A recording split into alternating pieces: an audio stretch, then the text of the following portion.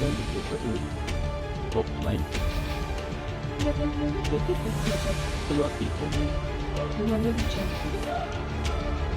will come back.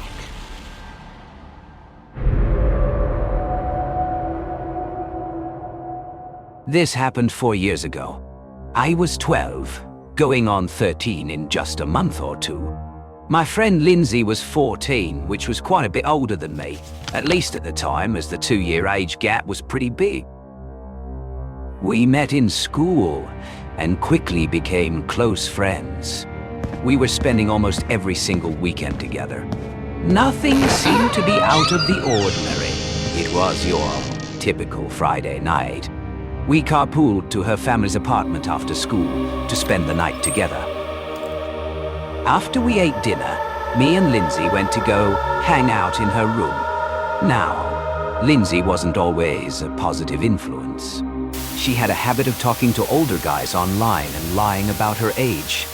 Lindsay showed me some texts between her and a man she was talking to. I don't remember exactly what they said, but they consisted of him trying to convince her to meet up with him, and just the usual things you'd expect from a creep online. According to him, he was 19, tall, and blonde.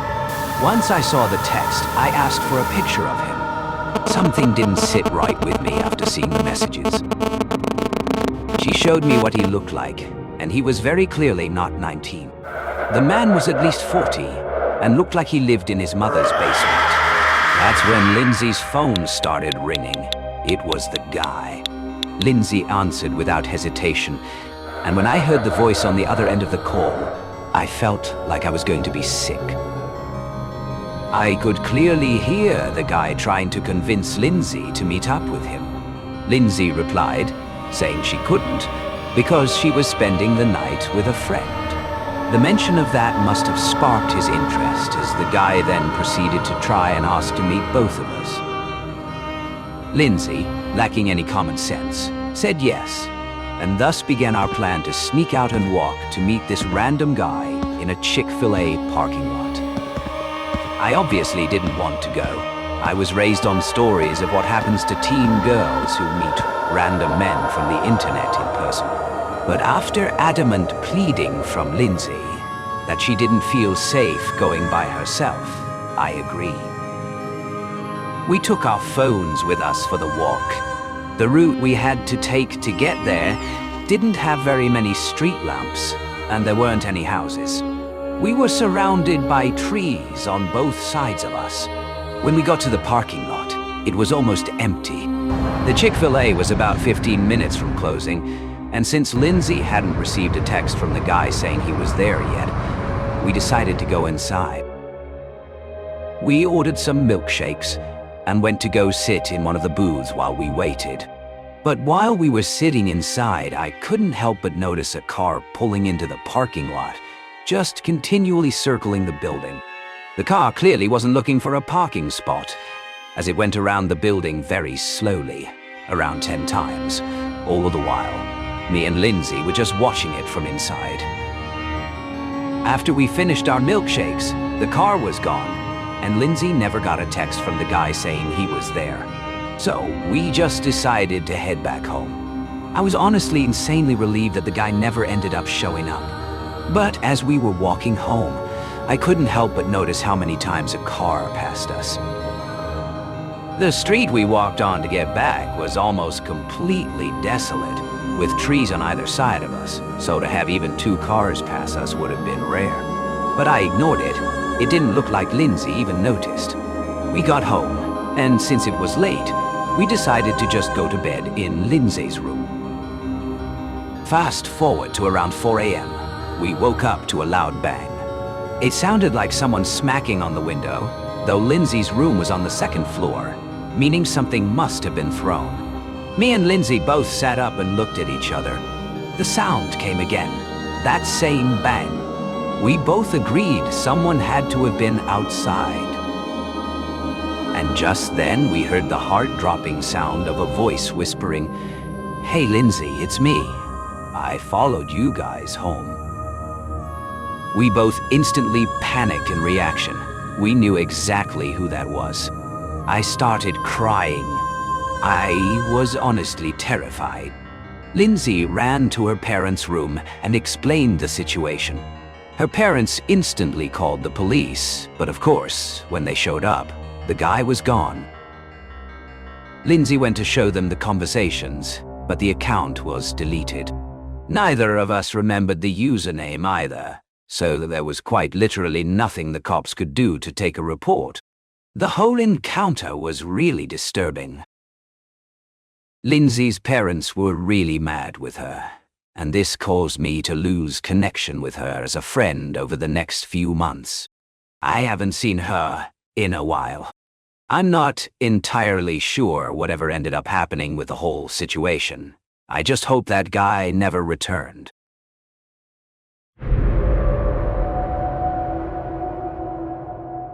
My wife and I were looking for a used car on Facebook Marketplace, and actually found one we were really interested in. It was honestly a really good deal, and as soon as we saw it, we texted the seller saying we were interested.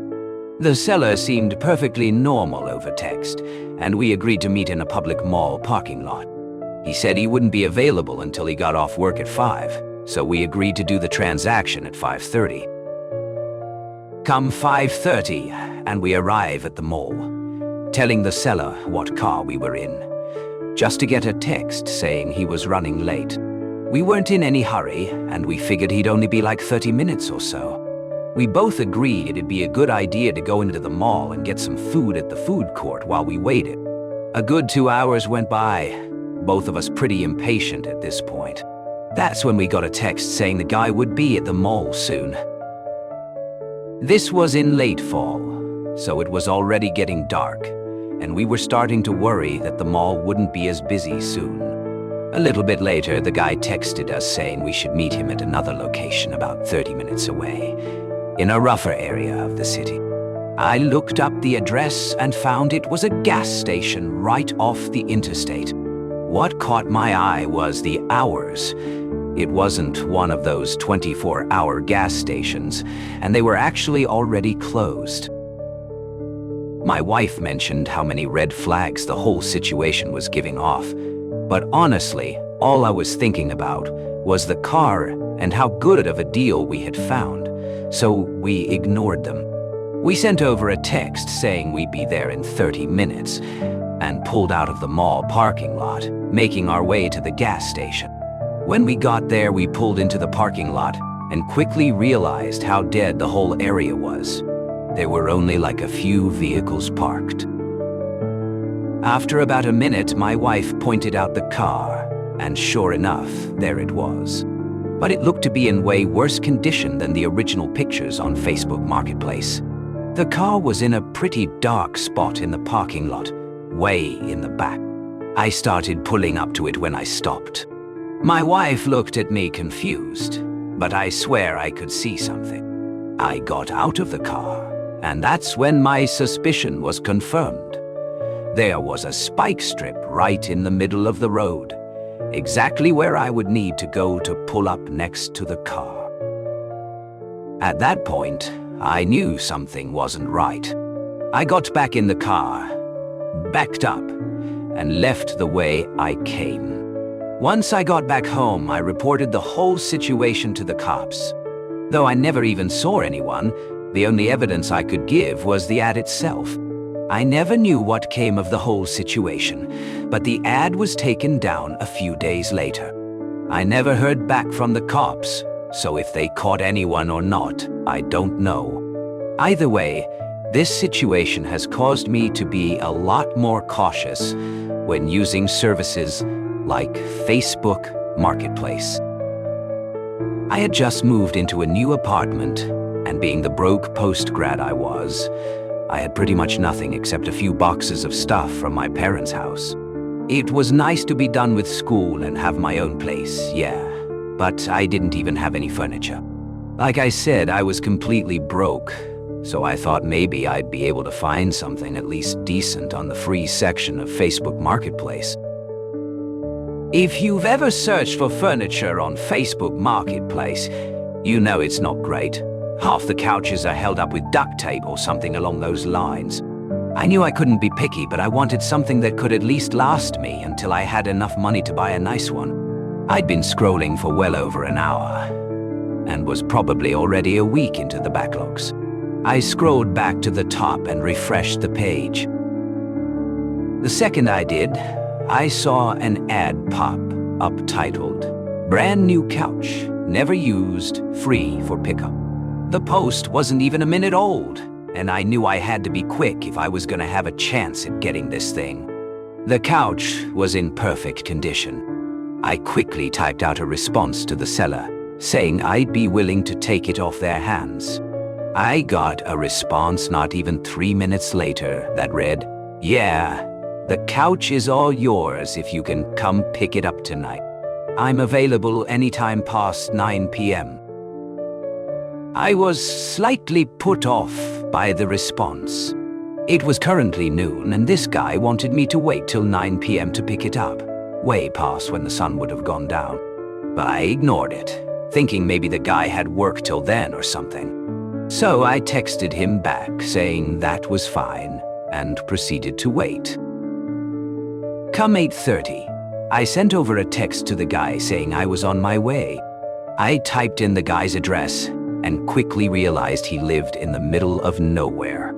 Now, I live right next to the Rocky Mountains, so yeah, there aren't that many people nearby.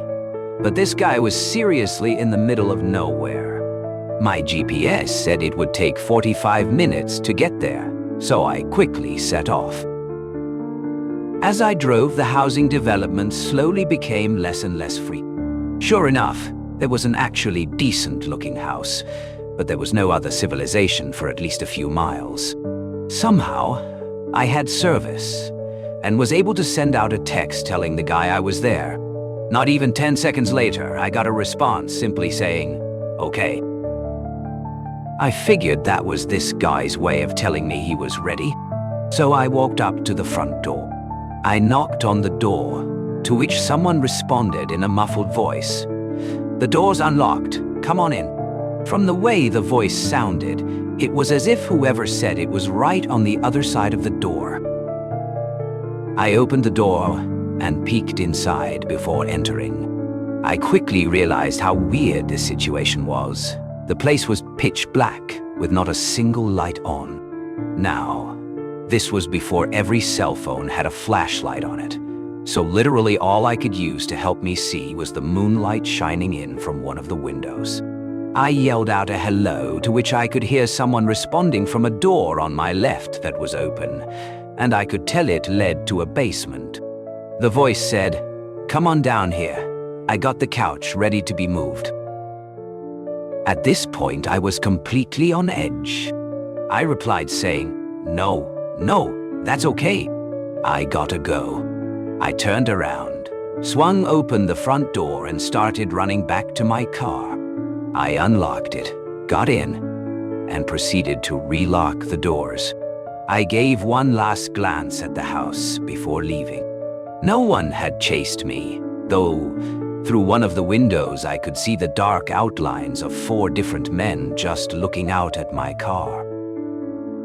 I booked it out of there at that point and drove straight back to my apartment. When I got back, I checked my phone to see I had 3 new messages from the guy's number.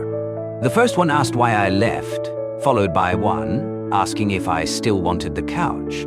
But the third one is what disturbs me most. It simply read, "You're lucky."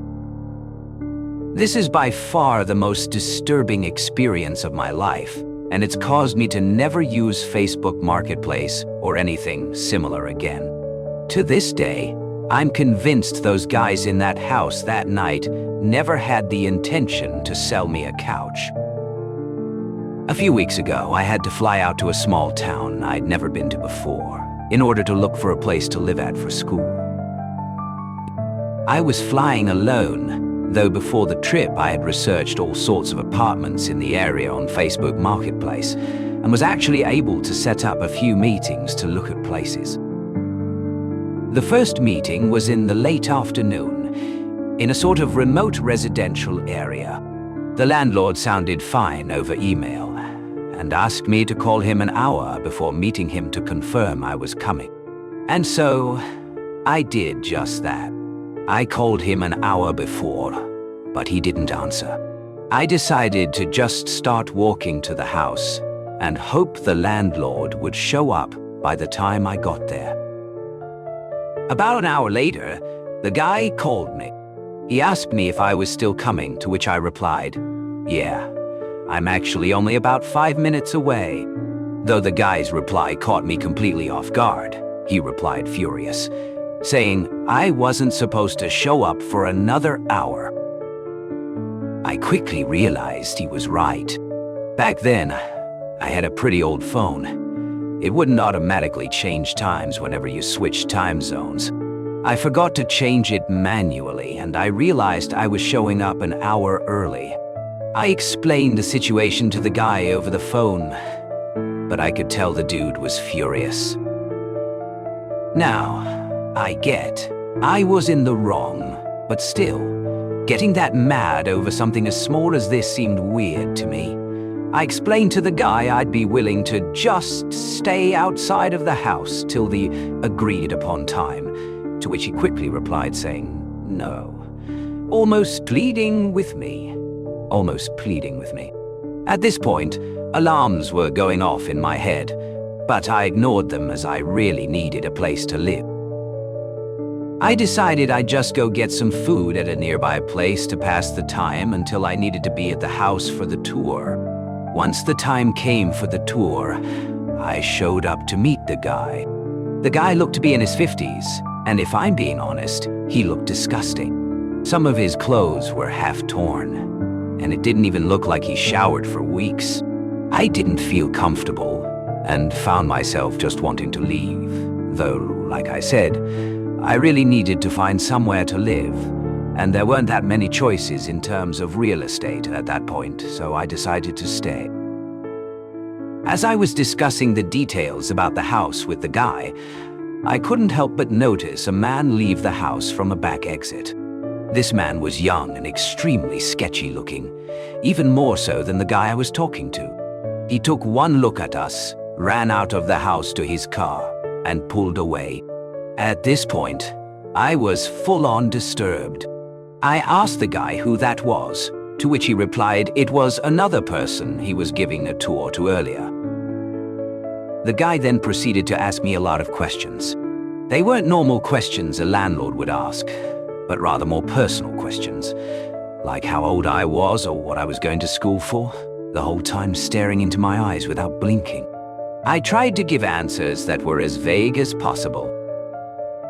Finally, we entered the house. Now, from the outside, the house actually looked decent, but upon entering, you could tell the place wasn't taken good care of. I followed the guy as we walked around the house, looking at all the rooms.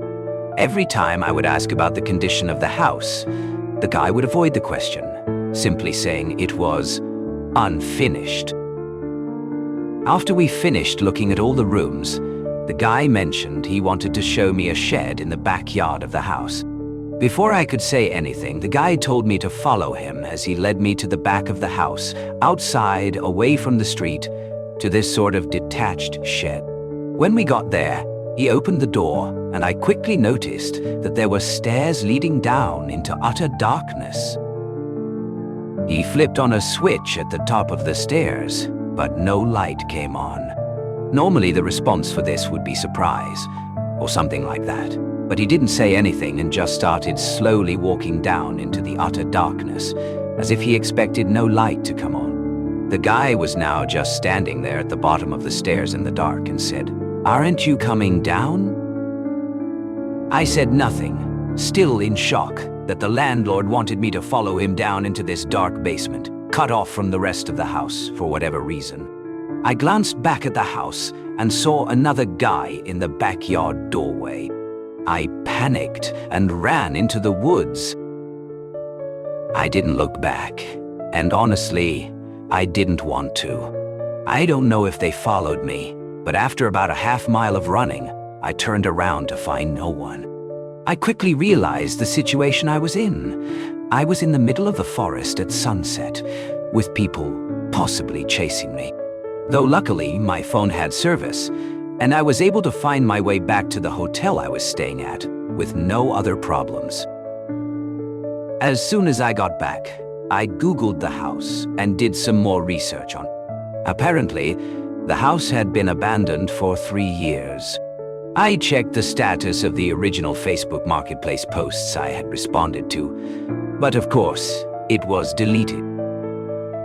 I debated whether or not to call the cops and report the situation, but decided against it, as I figured there wasn't much they could do. I can only imagine the guys I encountered that night were a group of homeless people with some unknown intentions.